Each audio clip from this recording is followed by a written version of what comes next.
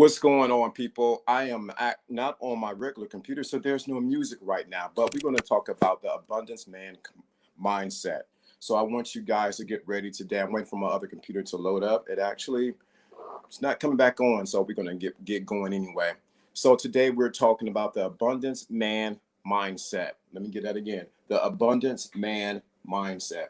And the reason why we're talking about that, because I think abundance is something that we as men, and of course I know that ladies listen too, but we're going to talk today about the abundance man's mindset. So let's get started today. This is Lawrence D. Adams, waiting for John to come through. I can see him when he comes through, but this is the abundance man's mindset. As soon as my other computer jumps on, I will switch to that one and we will get started, but let's get going right now. In the times that we're in right now, I think that we really first I want to say shout out to everybody in the chat room. Trey Shorty, Dre, what's going on, Jonathan W, what's going on, everybody that's in the chat room right now, as we get ready to go into the abundance man's mindset. And if you don't know, this is where spirituality and game collides. You have the what? Thinking class. What's going on, William? This is when spirituality and the game collide. You have the what? Thinking class. The thinking class. The thinking class. So we want to definitely get you going. Wait for my other computer to come on so I can jump on that where the soundboard is, and we can get talking right there. But we're going to talk about the abundance. Salute, Coach Michael. Good to see you all the way down from Mississippi. Appreciate you. The abundant man's mindset. So you know that there's two different mindsets that are out there. That's the scarcity mind. What's going on, Sigma? There's two multiple mindsets that are out there, and that is the scarcity mindset, that there's not enough, and then there's a abundance mindset where there is more than enough, so much more than enough that is not intimidated or not moved by other people's situation. So let me say that again. There's the abundance mindset and there's the scarcity mindset. There's the abundance mindset and the scarcity mindset. When it comes to the game, you got to be careful that you don't have the what? Scarcity mindset, because it begins to affect every part of your life. And what's going on, Reigning Woman? It affects every part of your life. You realize that if you do not have the abundance mindset, what's going to happen is it will affect every part of your life. So we're going to be very, most definitely important that a man has abundance mindset. Thank you, the Renaissance man. What's going on, Cerise? What's going on, everyone? Sorry, no music of the computer has went down. Now I'm waiting for it to come back up, and it's installing something on it right now. So it's going to take a minute. So we're going to go from here. So the abundance mindset of a man must have. So you got to realize we've been programmed from the beginning that there is not enough. From age 1 to 7, you've been strategically programmed either through schooling, through family, through environment, that there is not enough. So when you even think about coming to the dating arena, guess what's going to happen? There is not enough. When it comes to your business, there is not enough. So what you have to do is we have to unearth the scarcity mindset that's there inside of you, man. Let me say that again. We have to unearth the what? Scarcity mindset inside of you, the man. When we unearth the what? Scarcity mindset, who's going to benefit? Everyone around you. So many times when we think of abundance, we think in abundance in the sense of money. And it's not always about money. Let me say that again. Abundance mindset has partially to do with money, but it has to do with what? The mindset. What's going on, Joe Blast? Let me say this again. Abundance mindset, we think when we hear abundance that it has to do with money, but it's deeper than just money. Money is the answer, because money answers all things, but it's deeper than money, because you can have all the money in the world, but what? Have a scarcity mindset, believing that there's not enough, that someone's trying to take from you. So we're going to unearth during these upcoming days, first, the scarcity mindset, in order to place inside of you the abundance mindset. If you can hear me clearly, let me know, because I'm actually on a different computer. Let me know in the chat room you guys can hear me clearly. So the abundance mindset is deeper than just money. It's deeper than saying, well, in the dating arena, having a whole bunch of women. No, it's deeper than that. It's deeper than saying I can do whatever I want. It's deeper than that. When you realize the abundance mindset is very important to every part of your life. Let me say that again. The abundance mindset is important to every part of your life. As you know what we do here, you're going to be able to look in the mirror, because I'm looking in the mirror myself. The abundance mindset is very important to every part of your life. Shout out, what's going on, Jono? I don't know if I can hear you. Pregnant woman, what's going on? What's going on? So the abundance mindset is vitally important to every part of your life. Check. 1, 2. Yep, I can hear you now. I'm my computer doing a reset, so I had to go to the iPad. Oh, okay. But you can hear me clearly, right? Yeah. It's just not the same as my big dog. I found a picture on my computer of me being of my chair in the office. I thought it'd be funny to see if I could look like I'm in my office, even though I'm not. See, it looks like I'm sitting in my office. Yeah, it do. But if you see it, it's not perfect. So you see how the background bleeds. Yeah. I'm actually in the studio, but that's my office upstairs, and it looks like I'm sitting at my chair. Yeah, that's how you do it. Yeah, I can't even pull my camera up yet. So yeah, we're talking about the abundance mindset. I think one of the biggest things, misnomers that we have with the abundance mindset is believing that abundance mindset has to do with money. Exactly. It's the most important thing that makes this world go around. It may not be the most important thing to some people, but unfortunately, the world functions with money. Mm-hmm. We're still in a capitalistic state. We don't exist for the greater good of humanity yet. Maybe we'll get there, maybe we won't. But right now, it's a commerce-driven, capitalistic situation. Right. So it's imperative that men, because it says the abundance man complex, I must say complex mindset, is that a man actually begins to embrace the abundance mindset. And so it starts, of course, like I said before you came on, that we got to realize a lot of us, and I'm speaking for myself, was not given that abundance mindset growing up. Mm-mm. We were given partially some scarcity, some we're going to make it, some things are going to be all right, but we were never given the true abundance mindset. So now we waking up in our 30s, when our 25 and the 30s, waking up in 40s, waking up and say, hey, wait a minute, there's more than life than this. How do I get this abundance mindset? And it's real, because we know inside that there's more. Yeah, I have to agree with that, because I think what happens, tell me if I'm wrong, when we grow up, our parents try to steer us into saying, oh, you got it too easy, or I had to work for this and you didn't work for it yet. So you get into this whole mindset of struggle. And the struggle is it's not because they were wrong or they didn't have to struggle. It's because they felt that they don't want you to take advantage of them, right? Mm-hmm. people who raised you. It didn't have to be your mother. It didn't have to be your father. It could have been your aunt. It could have been your grandma. It could have been your great grandma. The point is, they didn't want you to feel entitled.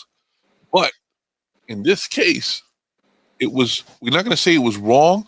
What we're trying to say is that maybe to teach you how to build the wealth yourself and be self-empowered with abundance, it might have been the right course of action, so you felt like you had control on it. Okay, what I teach my kids to earn every dollar they have. Don't forget birthdays. Don't forget holidays. Take care of your family members. Take care of the people around you. But if you want something from me, you got to earn it. Mm-hmm. And I don't limit that. I don't put a cap. Oh, well, you can only make $50 this week. No, I don't put a cap on it. As much work as you're willing to do around your house, I'm willing to give you compensation for it. And I have a spreadsheet where everything is laid out so everybody can see how and where the potential for earning power is there. So when the kids from the outside, they'll look in and, oh, well, she's got an iPad, she's got a MacBook Pro, and she's got this. They don't realize that my kids had to earn that stuff. They didn't get that stuff for free. And to me, I think that's a better road for action for the abundance mindset. Mm-hmm. If you teach them that they can earn it and they have the power to do it themselves, they will become empowered in the abundant mindset for the future. Yeah, because it's so needed. So needed that that we teach our kids that, and that we begin to unearth inside of us. We're going to talk later on this week about unearthing that scarcity mindset that we may have in different areas. You know what I mean? So we got to unearth those scarcity mindsets we may have inside of us that creeps up. See, a lot of times we don't want to talk about it because everybody want to seem like they're, I'm all this, I got it all together. No. To really embrace the abundance mindset, you're going to have to unearth those parts of you where there is scarcity or a scarcity mindset. When you begin to unearth them, guess what happens? Now, like as you said a couple of weeks ago, it begins. Now you can replace it with the right mindset. It's true.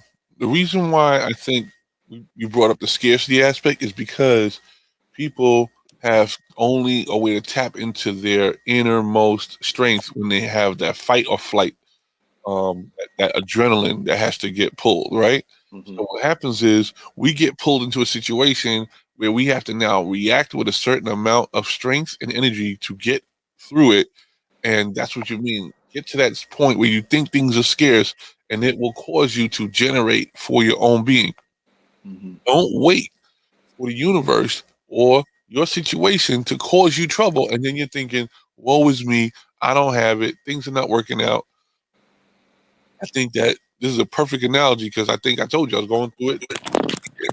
And I was looking at it from a standpoint of lack. And I was looking at it from a standpoint like, no, you know what? I think my emergency reserve kicked in. You know how you're driving down the street and your car, the light comes on?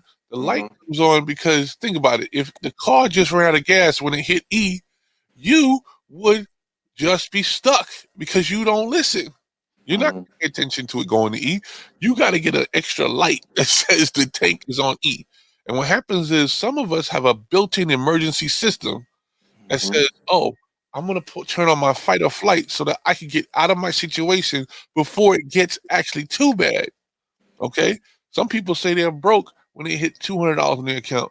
Some people say they're broke when they hit less than $1,000 in their account. Those are the fail safes. That's that emergency kicked in system.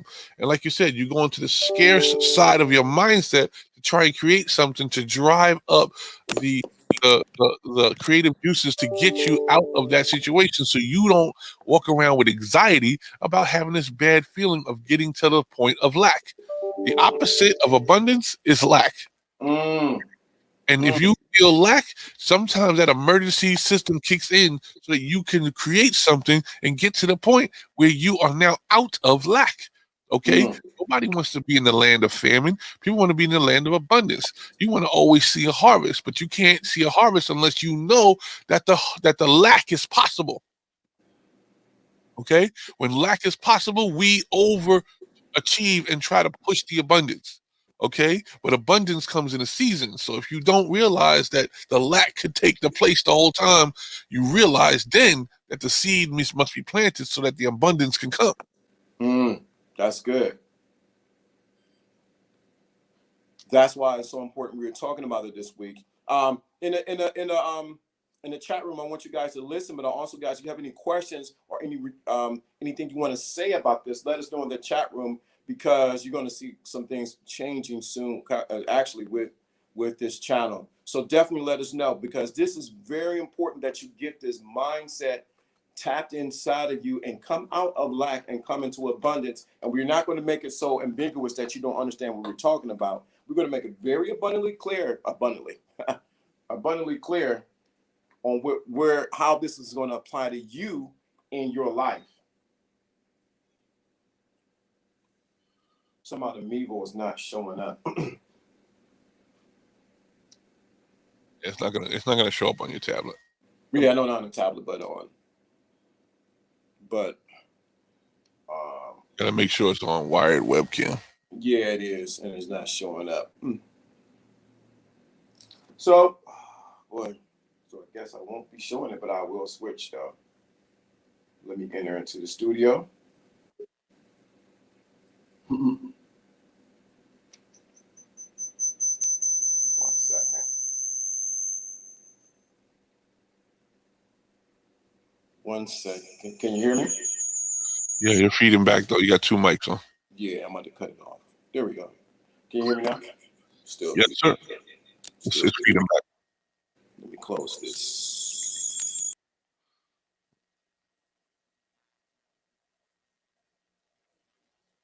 So I think that we all need to think about the abundant mindset. If you have the abundant mindset, you will always thinking about what you can put yourself in the opportune situation to have what you want, and never the place of lack. The place of lack is a place of toxicity, and the place of want. See, when you want something, you don't have it. When you desire something, it becomes you. And when it becomes you, that abundant mindset becomes the reason why it exists. And it's not so much so that you could just, have all these possessions, but it's really so that you can put yourself in a position so you can then acquire the things that really make your life in that fullness of abundance.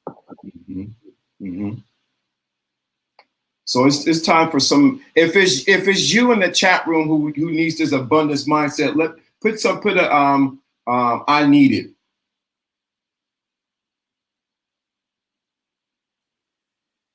Yes, sir. It's bleeding. If it's you in the chat room who need that abundance mindset, put that in the chat room and say, I need that. I need it.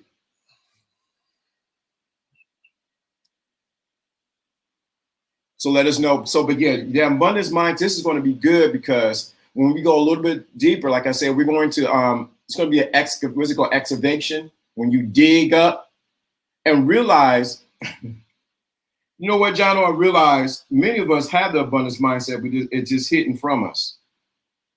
Yeah, because like I said, we operate, and I'm not saying this is bad or good. This is just where our habits have taken us, right? Mm-hmm. Our habits have taken us to a mode of comfort. Okay, you wake up on Monday morning, which this is basically, by coincidence, a Monday day, and what happens is you're thinking about, okay, do I have enough transportation money? Do I have enough lunch money? Do I have enough meal money for the rest of the week? Is my family going to be okay? You start thinking the checklist, get through everything. Some people got paid on the 1st. Some people got paid every Friday. Some people get paid every week, 1 day a week. Some people get paid every 2 weeks, 1 day a week. So we don't know what point of your financial status is, but I know at the beginning of the week, we're planning, right? We're trying to see, can we get through this week? That's a mode of comfort. Okay. But the abundant mindset is, am I putting something today that's going to take care of me for the rest of my life?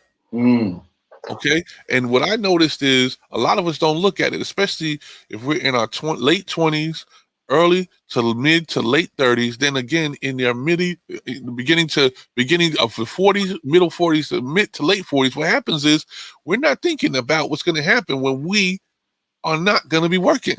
Mm. Okay? When you're in your mid 40s, you have 20 years left to put in a stamp on society that pays you for the following 20 years. So you have to make twice the money. If you haven't planned for retirement yet, you have to have twice the money. You have to have two incomes coming in at 45 to reach 65 so you can pay yourself the following 20 years. Okay? Now, have you done that? I know a lot of people haven't done that. Now, if you were in your 20s, which I doubt a lot of people plan for their retirement in their 20s, but if you were planning in your 20s, you only have to make maybe half that money in your 40s because you already gotten halfway there. The abundant mindset means I'm taking care of me. The place of lack and the place of famine means you're expecting someone to take care of you. You're expecting your small contribution to Social Security to carry you to the rest of life. And a lot of people are not going to realize there's going to be no Social Security. Okay, there's programs and all kinds of loopholes already designed to eliminate Social Security from your availability. So if you don't have a pension, and if you have a Roth IRA, and you don't have a 401k, you're going to be in big trouble. So the abundant mindset is, what have you put in place? Have you bought that investment property yet? Have you bought into a business that allows you to pay you on a daily basis without you actually putting work toward it? Is your money invested in crypto? Is it invested in the market in a way where it makes money without you thinking about it? Is it making money while you sleep? And that's the abundant mindset. Prepare yourself for a time that you will not be able to put in 40 hours a week, but that 40 hours would be coming back to you in the form of all your good work. Mm-hmm. That's definitely it. I realize why it's not working. So yeah, so it's like digging wells for what you're expecting to come. Absolutely. If I had a tarp and I had that tarp pointed toward a bucket, when the rain comes, I will collect it properly. But if you don't put the tarp out and if you don't have the bucket out, you will never collect in your season of abundance. Mm-hmm. Yep. Okay? And the reason why you know people are less toxic or more toxic is the size of the tarp. Did you put on a parachute before you jumped out of the plane? Or are you waiting for the instructor to catch you in midair and hopefully use a parachute that's designed for one person to bring you safely to the ground? What's going on here? A lot of people are jumping out of the plane without a parachute. It's not that it's a backup or a secondary plan. No, that is the plan. The plan was to have a parachute on and you don't have one on. Mm-hmm. And you're walking around thinking, is somebody else going to catch me? And I think that's a serious injustice. When you wait for someone else to catch you, that means you're not multiplying your relationships. You are dividing them. When you wait for someone else to catch you, you're dividing the effort of a whole person. And now they are less of a person now helping you. When you're a whole person, you should have been contributing to the situation. That's facts. The abundant mindset is multiplication. It's not division.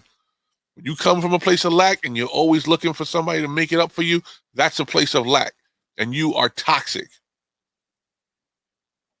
That's why it's imperative that you realize that as we teach over here, the gospel of responsibility, that it is you who is responsible for you to unearth the abundance mindset that's inside of you. We're going to do that this week. We're going to do that this week. You do not want to miss one time this week at 12:30 when we will tackle the abundance mindset. You need your parachute. You need to dig a hole, whatever you need to do to secure on multiple levels. Sometimes, my mom used to tell me the same thing. As long as you can take care of yourself, you're really taking care of me. You know why? Because that means we wasn't a burden on her later on. Mm-hmm. You see what I'm saying? And I never really understood that. Like, yeah, of course we take care of you. That should be easy. But then when you realize, you look at other situations, not so much, I would say, my particular family members, but anybody else I've watched in my childhood going on, I've seen where people don't actually they're a burden on their parents. They're asking them to pay for grad school and they're asking them to pay for you know upperclassmen stuff. Like at a certain point, you got to take responsibility for your footprint and your stamp on earth. You know what I'm saying? And your 60 and 70-year-old parent is not supposed to be taking care of, you know, your basic education needs. I'm not talking about emergencies. You know, emergencies come up, and trust me, I've had my fair share of emergencies. Okay, and I'm glad that I was able to get help, and I'm very appreciative. I definitely give all thanks to any help I've ever gotten when I was in the jam. I'm talking about for your enlightenment, for your betterment, a person that already, you know, took the road and earned it and got all the way up to the point where they can help somebody else. They shouldn't be helping you with your upperclassmen situations. You see what I'm saying? That's not abundance. That's called advantage. That's called, you know, taking advantage of a situation. Okay. But if you could figure out a way to do it for yourself and then be a blessing on someone who can't do it for themselves, and I'm talking about somebody just to lift them up to the point where they get the wheel spinning again, and then they can get going again, and maybe they'll help somebody else. That's the circular return we're talking about. Mm-hmm. It's interesting that you said that. That day, yes, you know, Friday, you missed Friday. It was good. Son was on here, and we went to go to Express. He wanted some stuff for. Here's the link. You need to get the Secret Invisible Crown. He went, and first thing he did was he wanted to get some outfit for graduation and for his little event at school. Mm-hmm. Who paid for it? Dad did not pay one single dime for it. Why wouldn't Dad pay for it? You're daddy. Because if I don't teach him how to be responsible and to take care of himself, he's going to constantly be on the nipple looking for milk. Yeah. It comes a time at a certain age that the advice we give is about steering, not about funding. We're steering it. Dad, what have you done in this situation? Dad, what happened here? Did you ever fall, trip on this? Did you have a success level doing it this way? It's not so much about, you know, being a sponsor for every certain situation. Mm-hmm. And that's exactly what it was. And once and then he had to make a decision. He had to make a decision whether he was going to get this or not get that. I sat there and watched him. Now, did Dad have the money? I had more than enough money to take care of everything he needed. But I would have did him more of an injustice if I didn't allow him to come into a reasoning on how to reason on what to do with his money. It's true.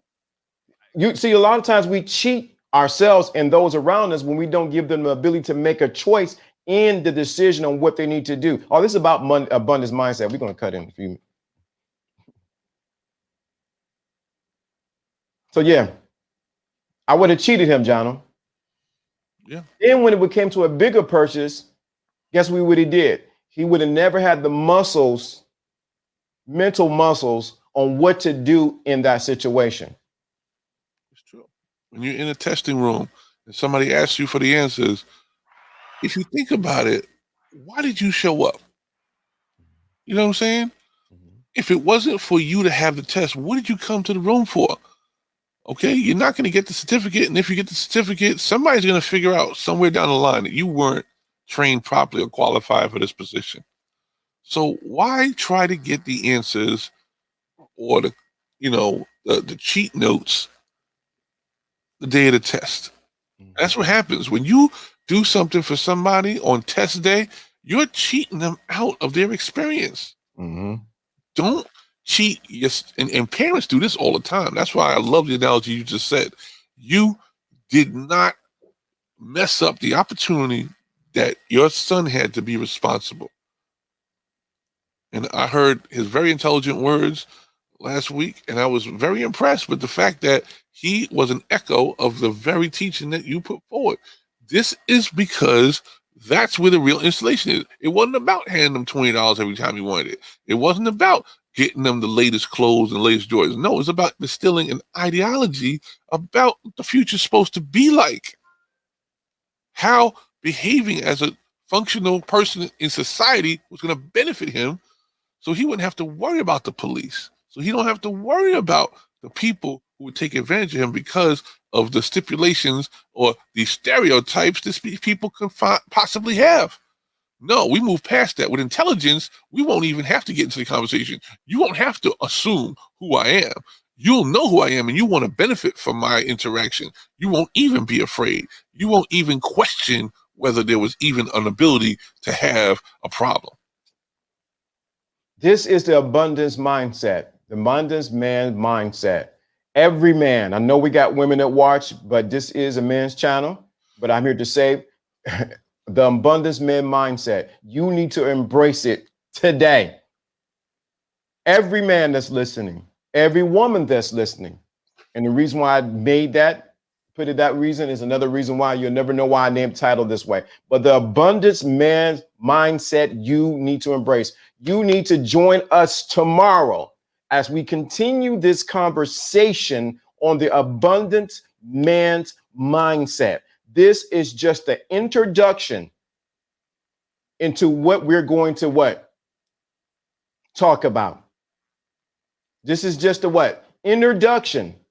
This is just an introduction into the abundance man's mindset.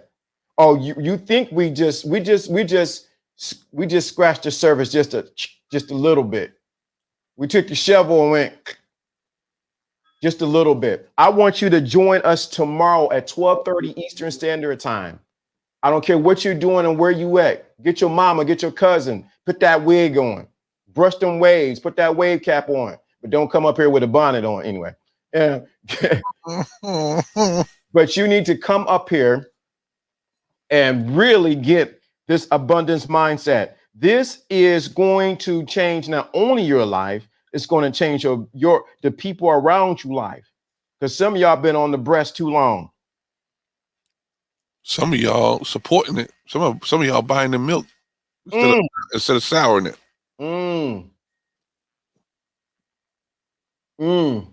We'll come back to that too tomorrow. Where does tithing come into having an abundance mindset? We'll talk about that tomorrow. But you know what happens when we do this?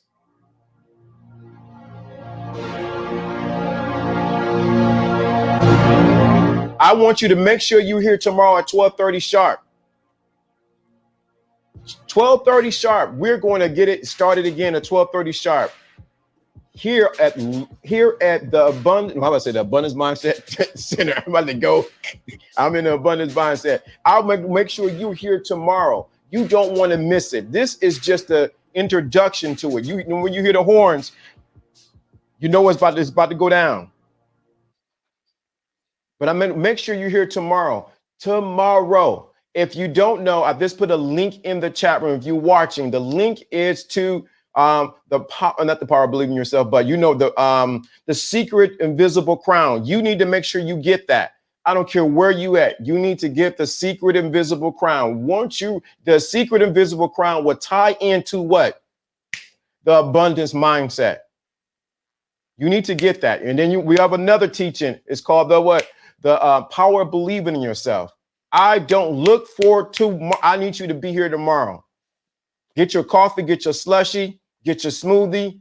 We just giving you the introduction right now. But I want to make sure you're here tomorrow at 12:30. We will continue the conversation tomorrow on the abundant man mindset. And when we go deeper into this, you're going to see something about yourself because it's going to be like a mirror. And we're going to go mirror, mirror on the wall. Who is the abundance of them all? Is it you, or you? Anything else you got to say, Jono? I don't think you wrapped it up perfectly. Yeah. So I want you guys here tomorrow. Tomorrow. Tell somebody, share, like. Let's get this channel to burst open. It's time. We can't talk about abundance and not be about abundance. There you go, Sigma. That's it. So the music. Once the music come on, you already know what that means.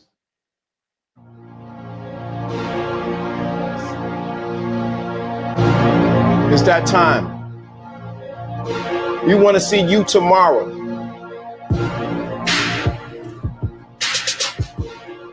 So we was about to go in. I felt it. But I want you to come back tomorrow. This is Lawrence D. Adams. That man over there. That point right? That point the right way? Jono.